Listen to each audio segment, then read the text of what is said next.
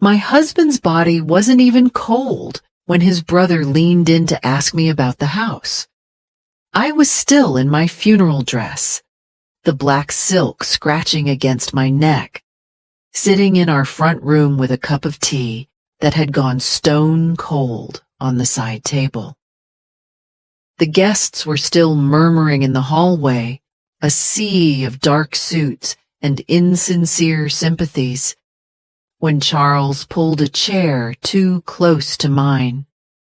He lowered his voice, dropping it to that conspiratorial whisper men use when they think they're doing a woman a favor, and asked, "Did he ever change the deed?" I looked at him like he had spoken a language I hadn't heard in decades. I blinked, my mind still foggy from the funeral service, from the organ music that had seemed too loud, from the scent of lilies that was already starting to make the house smell like a mausoleum. Charles tapped his temple with a thick finger, a gesture so patronizing it made my stomach turn. "You know," he whispered, offering a tight, oily smile, "in case you ever need help managing things.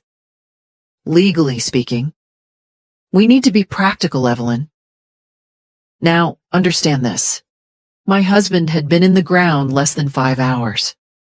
The dirt was still fresh. The flowers on his grave hadn't even begun to wilt. And here was his brother, circling like a vulture before the sun had even set, talking about deeds and management and legalities. Everyone thought I was in shock. They looked at me with those pitying eyes, nodding at each other, whispering, "She's numb with grief," or "She's devastated, poor thing." I stood next to the casket earlier that day, accepting cold hands and murmured platitudes. "He was such a strong man," they said. "He adored you," they lied. "You must be lost without him." And I nodded. I played my part. I was the grieving widow, the small, fragile woman left behind. But the truth? The truth was something I hadn't even admitted to myself until Charles tapped his temple. I wasn't devastated. I wasn't lost. I was free. I just didn't know it yet. That evening, when the last car had finally pulled away and the quiet came crashing back into the house, I didn't go to bed. I walked the length of the hallway like a stranger in my own life. I looked at the rugs I had vacuumed for 40 years, the heavy curtains I had sewn myself in 1983, the chipped mug on the counter that he hated because it didn't match the set. It all looked the same, yet it felt different. Hollow, almost. Echoing. I was still in that black dress, my feet aching, and without really planning to, my body took me to the one door I had never dared to touch in 52 years of marriage. His office. It had always been locked. Always. In the early years, he told me it was because of patient confidentiality. He was a doctor, a specialist, a man of importance. "You wouldn't understand the files, Evie," he would say, patting my hand. "Don't fuss with it."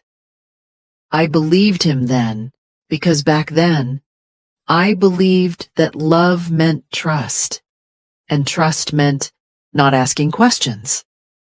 But even after he retired, the door stayed locked. He would go in there after dinner, sometimes staying for hours. I would hear him talking to himself, low and rhythmic.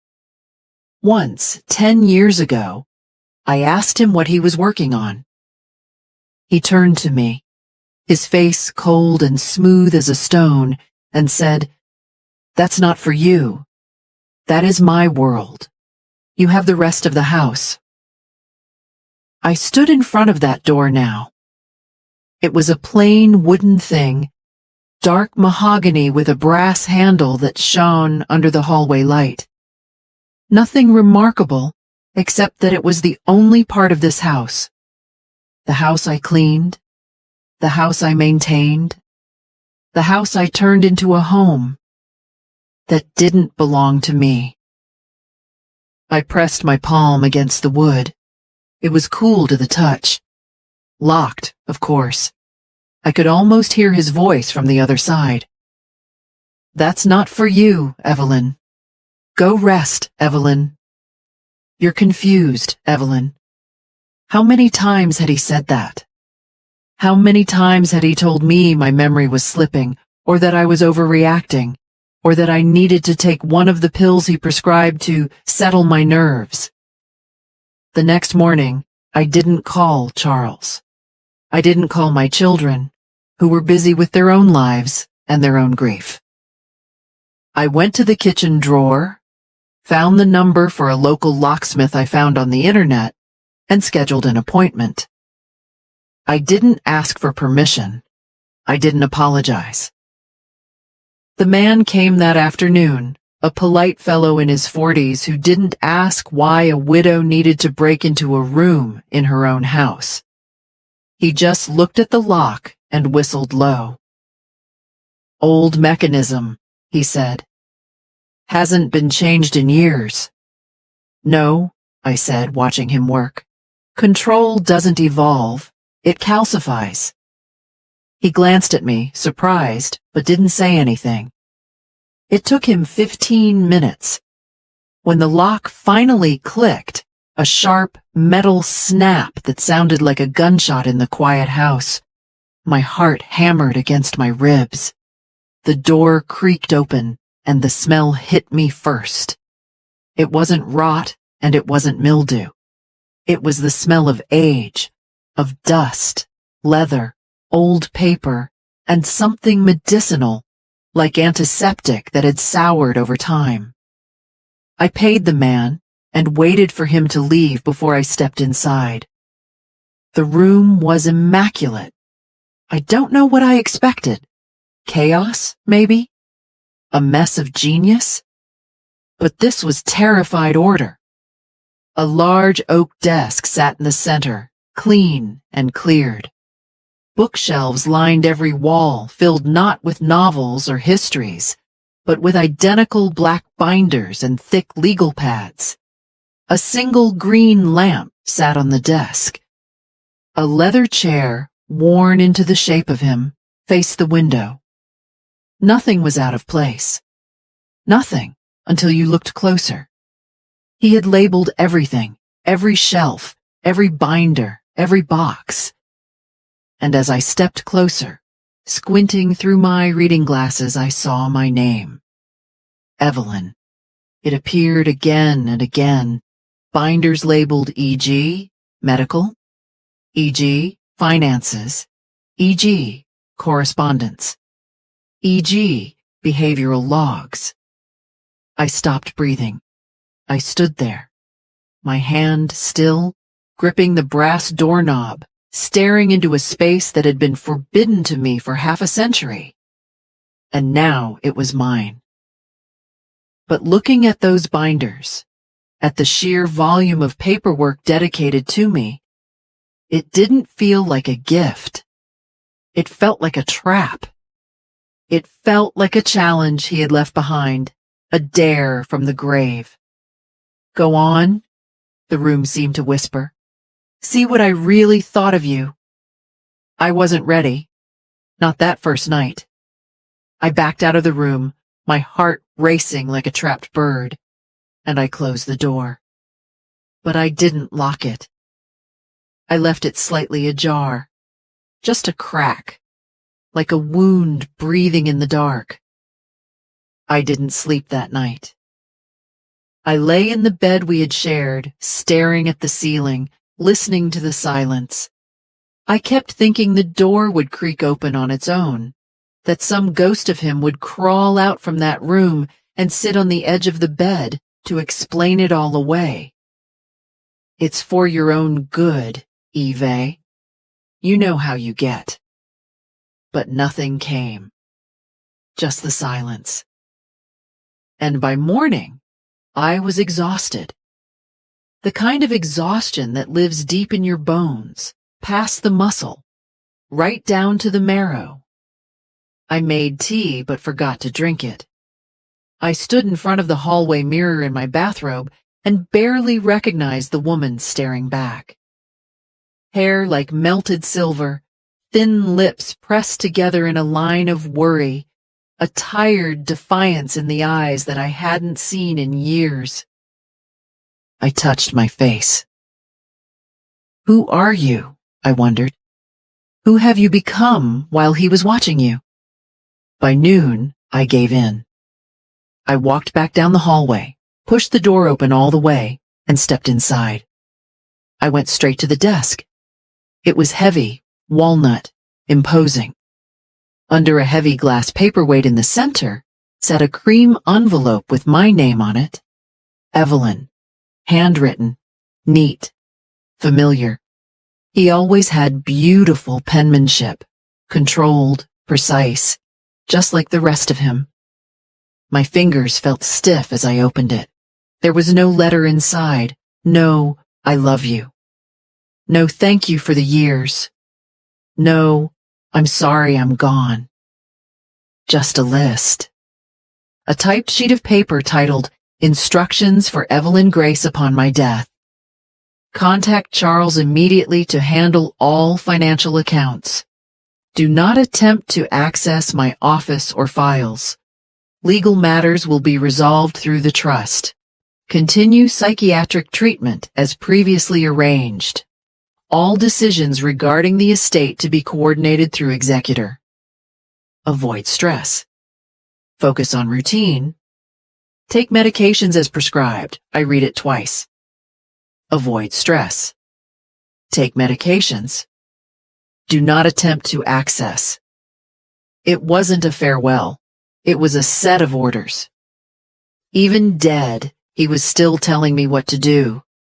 Still assuming I would obey. Still treating me like an employee or a child.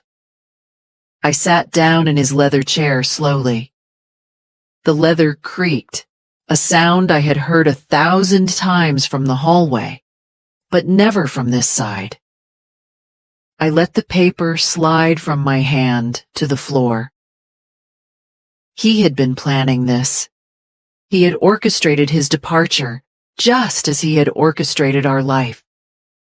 I opened the top drawer of the desk, neat folders, row after row, like patient files.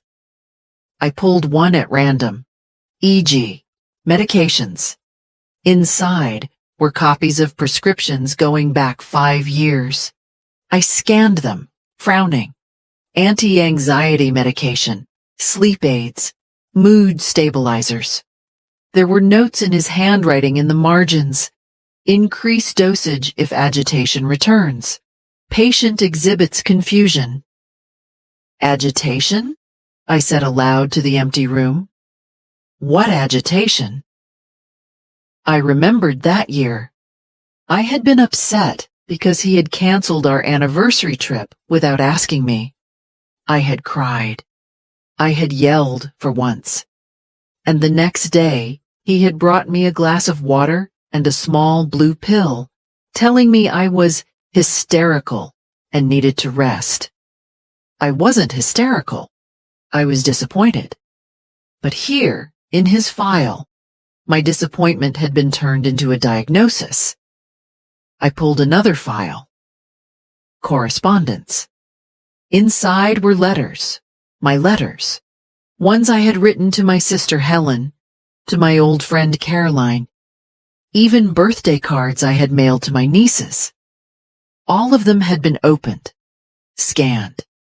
Some had notes in red ink circled around specific sentences, concerning tone, mentioned sleep disturbances, questioning my judgment, monitor communication. He had been reading my mail.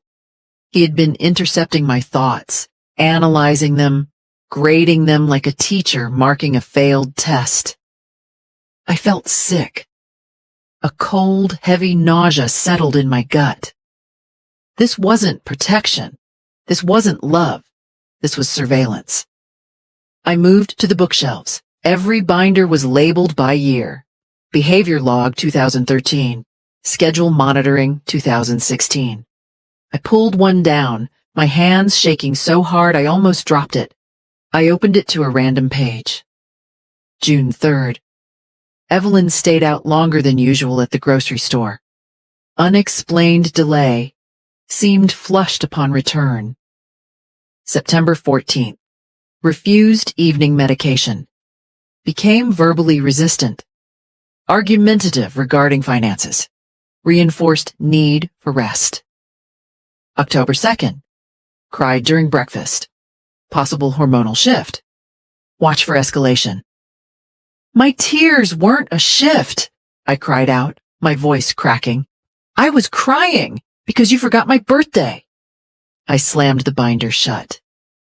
The room swayed slightly. I had lived this life. I remembered these days. I remembered the arguments, the sighs, the way he would look at me with that pitying, disappointed stare and tell me I wasn't myself. You're tired, Evie. You're not thinking clearly. And I had believed him. I had doubted my own mind because he was the doctor, he was the husband, he was the rock. But I wasn't the one who was sick. The afternoon light shifted, casting long shadows across the floor. I sat there for a long time, staring at the wall of binders. This wasn't a husband's study. It was a case file. A case he had built against me, piece by piece, year by year, to prove to whom? To himself? To the world? That I was incompetent. That I was a subject to be managed, not a partner to be loved. And the most damning thing was that I had helped him. Every time I stayed silent, every time I swallowed my anger, every time I apologized for being difficult, I had handed him another piece of evidence. I stood up. My knees were stiff, but my hands were steady now. The shock had burned off, replaced by a cold, hard clarity. He hadn't left me a letter. He had left me instructions. And for the first time in my life, I had no intention of following a single one of them. I found the safe behind a velvet curtain the next morning. I had missed it the first time, too overwhelmed by the papers. But now, with a cup of coffee in hand and a pulse that beat with a steady, angry rhythm, I saw the brushed steel edge. A wall safe. Medium-sized. He used to joke about it at parties. A man needs one secret in his life, he'd say with that tight half-smile. Just a place for old love letters and a bottle of good scotch. I ran my hand over the keypad. 4 digits. I tried his birthday. Error. I tried his mother's birthday. Error. I sat back thinking. What was important to him? What number would he keep closest to his heart? I looked around the room. It was a shrine to his control, to his management of me. I reached for a leather-bound planner in the desk drawer. In the back, amidst a list of account codes, I saw a date circled in red. June 17th, our wedding anniversary. I went back to the safe. 0617. A click. The door swung open. I expected money, maybe jewelry, maybe the good scotch. But it wasn't that. Inside were 3 items. A legal envelope marked Last Will and Testament, confidential. A yellow folder labeled Declaration of Incapacity, EG, and a locked metal box. I reached for the yellow folder first. My hands shook as I opened it. It was a prepared legal statement, signed, notarized, backdated 6 months ago. It claimed that I, Evelyn Grace, was suffering from severe cognitive decline, that I was unable to manage my personal affairs, that I needed a legal guardian. There were signatures from doctors I barely knew. One was a man who had come to our Christmas dinner last year. I remembered him. He had asked me if I often forgot where I put my keys, and when I laughed and said, "Doesn't everyone?" he had exchanged a look with my husband. That look, that damning, knowing look. They had been diagnosing me over roast beef and wine. He was going to have me declared incompetent. He was setting it up to take everything, my choices, my access to money, my right to live in my own home without supervision. The only reason he hadn't filed it yet, I realized, was because he died first. His heart gave out before he could steal the last of my freedom. I opened the will next. It was thick. 20 pages of dense legal phrasing.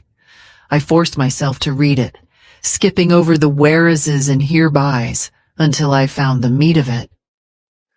All liquid assets, property, and investments to remain in a trust managed by Charles Grace until such time as Evelyn Grace is deemed competent to assume control.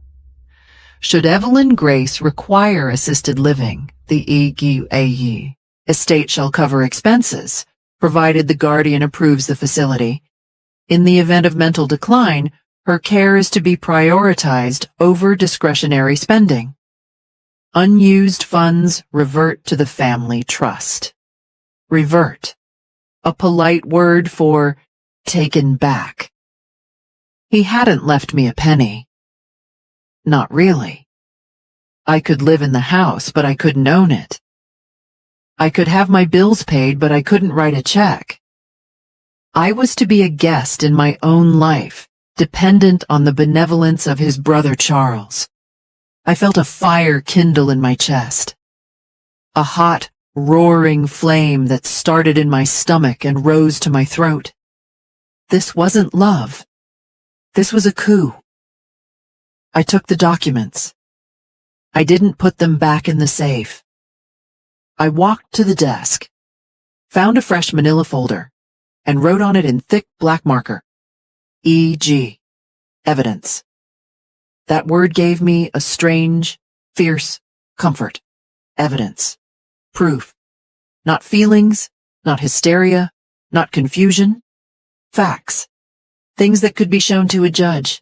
Things that could be defended. I called Charles an hour later. "Aunt Evelyn," he answered, his voice smooth and fake. "I've been meaning to call. How are you holding up?" "You're the executor," I interrupted. A pause. Yes, I am. I've already started the paperwork, Evelyn. Don't you worry about a thing. I'll come by later this week to pick up the files." "Don't," I said. "Excuse me?"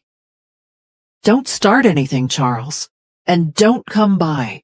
Not until I've spoken to an attorney." Silence. The line crackled.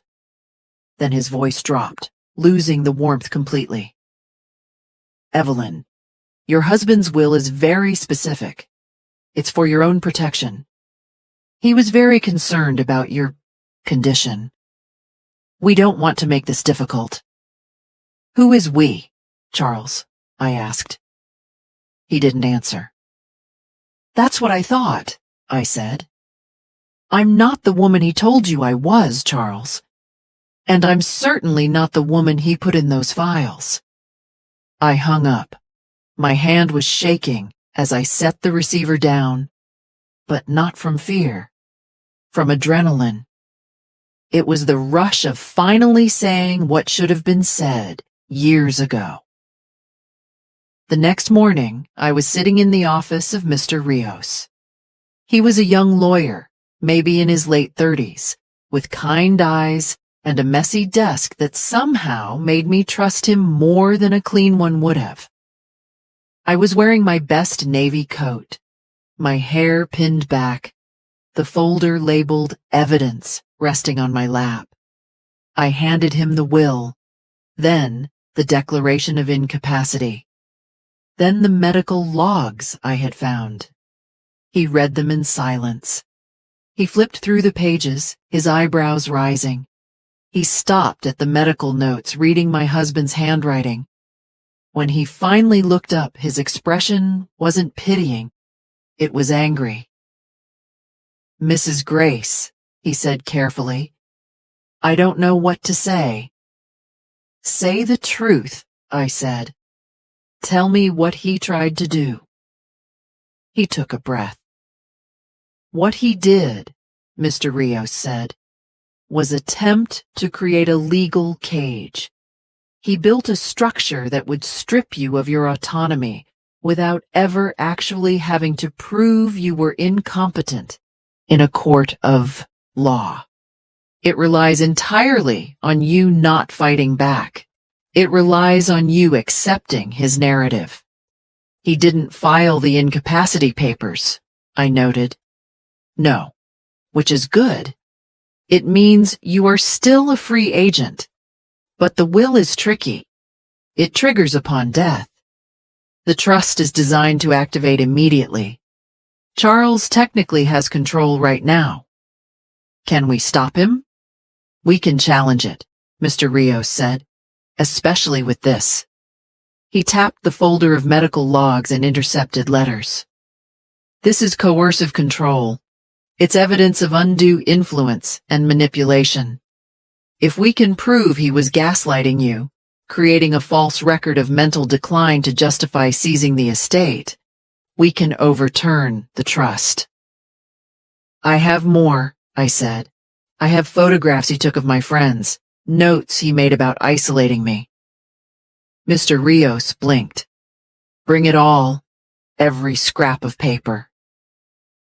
As I left his office, the wind outside felt sharp and clean.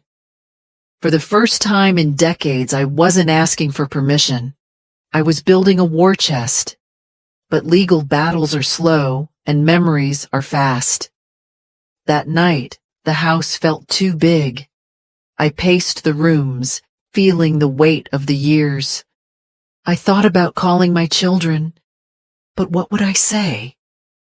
Your father was a monster? They adored him. They saw the public man, the successful doctor, the provider. They didn't see the man who monitored my phone calls. To tell them now would be to break their hearts, and I wasn't ready to do that. So I called the one person who might understand. Margaret. We hadn't spoken in 6 years. My husband hadn't liked her. He said she was loud, that she filled my head with nonsense. He would sigh whenever I mentioned her name until eventually it was just easier to stop calling. She answered on the third ring. "Hello?" "Margaret," I said. "It's Evelyn." Silence. Then a gasp. "Evelyn? My God. I heard about the funeral. I didn't think I should call." "I know," I said. "He wouldn't have wanted you to." "How are you?" she asked, her voice cautious. "I've been reading," I said. "Reading what?" "My husband's mind." I took a breath. "Margaret, I opened the office." A long pause. Then softly. "So you finally found the room?" "Yes, and I found a file on you." "On me?" "He tracked you. He wrote notes about you. Disruptive influence. Encourages independence. He cut you out on purpose, Margaret. It wasn't me drifting away. It was him pushing you off the dock." I heard her sniffle on the other end. "I knew, Evelyn. I always felt it. You used to be so bright, so full of fire. And then you just got so quiet, like you were fading out. I tried to reach you, but every time I called, he answered, or you sounded like you were reading from a script." I whispered. "I was managed." "Well," she said. her voice strengthening. "You're not managed now. I'm coming over tomorrow. I'm bringing lasagna and wine, and you are going to show me everything." Margaret came, and she brought the wine. We sat in the kitchen, the files spread out between us. Seeing the evidence through her eyes helped me realize I wasn't crazy. When she read the note where he described her as a security risk because she suggested I join a book club, she laughed, but it was a wet, angry sound. "He was terrified of you," she said, tapping the paper. "Look at this. He wasn't protecting you, Evelyn. He was guarding his prisoner." 2 days later, my granddaughter Nora came to visit. She was 17, sharp as a tack, with black nail polish and eyes that missed nothing. She had been staying away lately, too. Kids sense tension better than adults do. She found me in the office, surrounded by boxes. "Grandma?" she asked, standing in the doorway. "What's going on? Mom said you were having a hard time." "Your mother," I said, "is repeating what she was told." I waved her in. "Come here, Nora." She sat on the floor beside me. She looked at the stacks of papers, the EEG evidence folder. She picked up a photo, one he had taken of me through the kitchen window, looking tired and slumped over the sink. The caption read, "Subject exhibits depressive posture. Increase restriction on social outings." Nora read it. Her face went pale. "Grandpa wrote this?" "Yes." Grandma, this is creepy. This is like a stalker." "It's called control, honey." She looked at me, tears welling in her eyes. "Why did you stay?" It was the question I had been asking myself every night. "Because it happens slowly," I told her. "It's not a slap in the face. It's a slow leak." He told me I was forgetful, so I believed him. He told me the world was too much for me, so I stayed inside. He told me he was the only one who could take care of me. And after 40 years, you forget that you ever knew how to take care of yourself. Nora hugged me then, fiercely, burying her face in my shoulder. "You're not weak," she whispered. "You're fighting him now." "Yes," I said, stroking her hair. "I am." The fight escalated quickly. Charles realized I wasn't rolling over. He showed up on my porch a week later, not with a casserole, but with a folder of his own. He looked disheveled, his tie crooked. "You're making a mistake," he hissed through the screen door. "I've spoken to the lawyers. If you contest the trust, we will release the medical records. We will show the court that you are unstable. We will make sure everyone knows you're losing your mind." I opened the door and stepped out. I forced him to step back. "Do it," I said calmly. "Release them." He blinked. "What?" "Release the records. Show the court the notes where he diagnosed me with hysteria for disagreeing with him about a vacation. Show them the logs where he tracked my bathroom breaks. Show them the letters he stole from my sister." I stepped closer.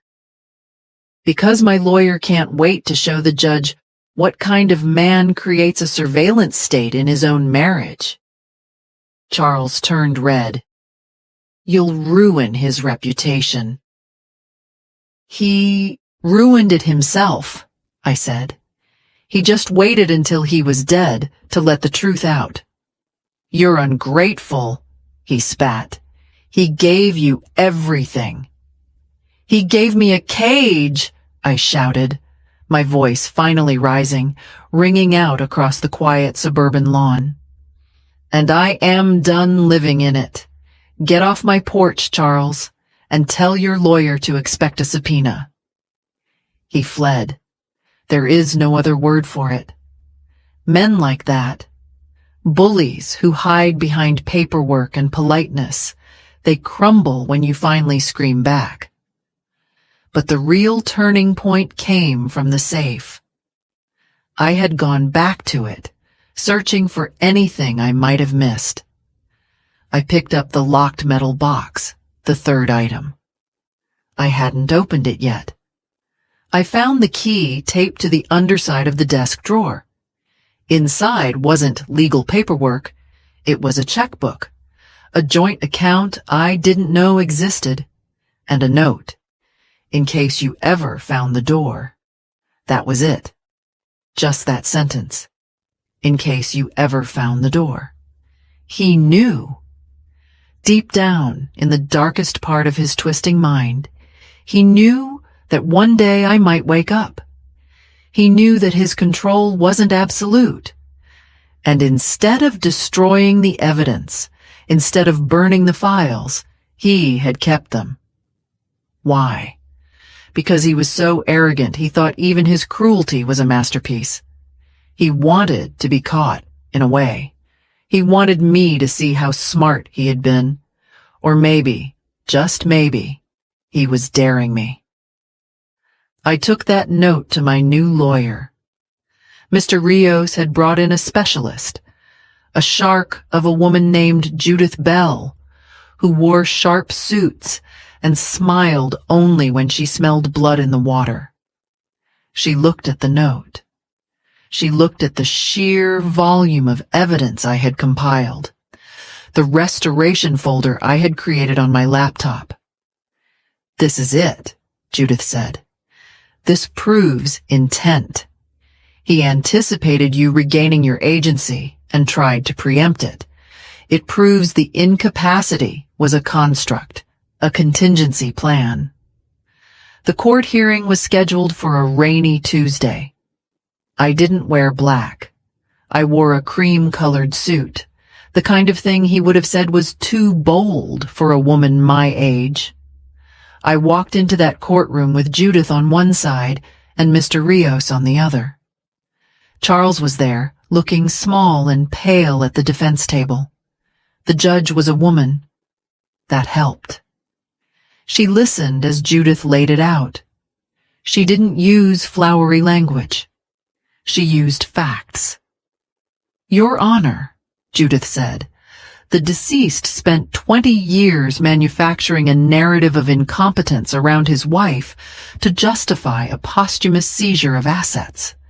We have submitted into evidence over 500 pages of behavioral logs, intercepted correspondence, and medically unfounded diagnostic notes written by the husband, who was not a psychiatrist." Charles's lawyer tried to argue. He talked about protective instincts and concern for her well-being. I stood up. I wasn't supposed to, but I did. "Mrs. Grace?" the judge asked. "He didn't protect me," I said, my voice clear and steady in the high-ceilinged room. "He erased me. He built a story where I was weak, so that he could feel strong.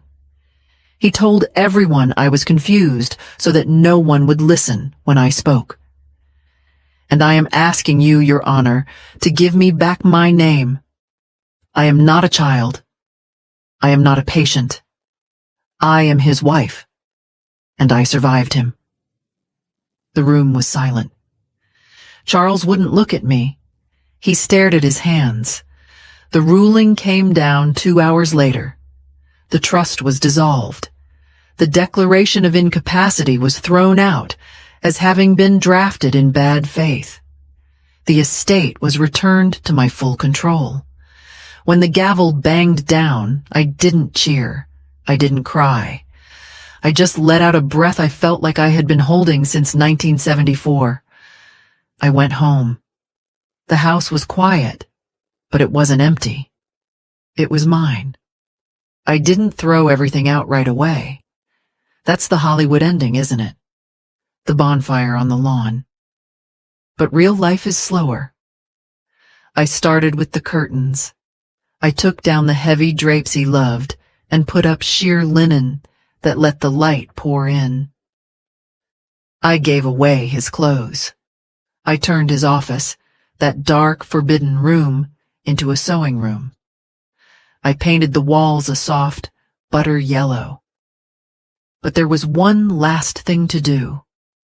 I took the letter, the instructions he had left on the desk, and the note from the metal box.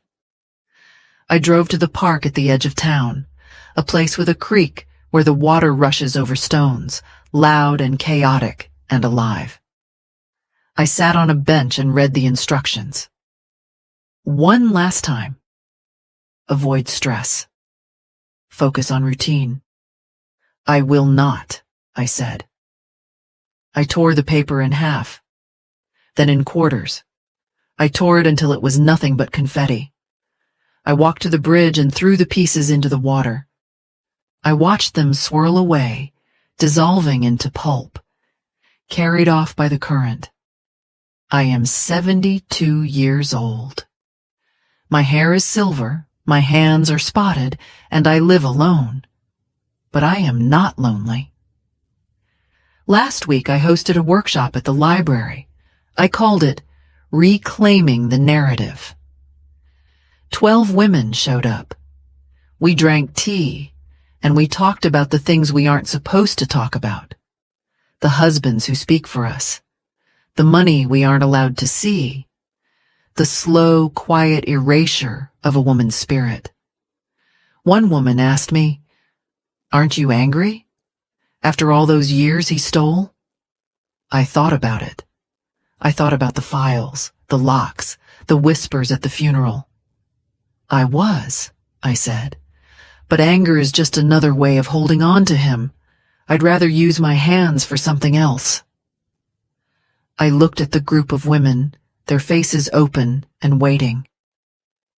I'd rather use them to open doors. If you are reading this, and if any of this sounds familiar, if you have a voice in your life that tells you you're too tired, too confused, too old to understand the bills, listen to me. Check the locks. Open the mail. Ask the questions they tell you not to ask. Because they will call you difficult. They will call you crazy. But darling, that's just the sound of them losing control. Come home to yourself. The door is unlocked.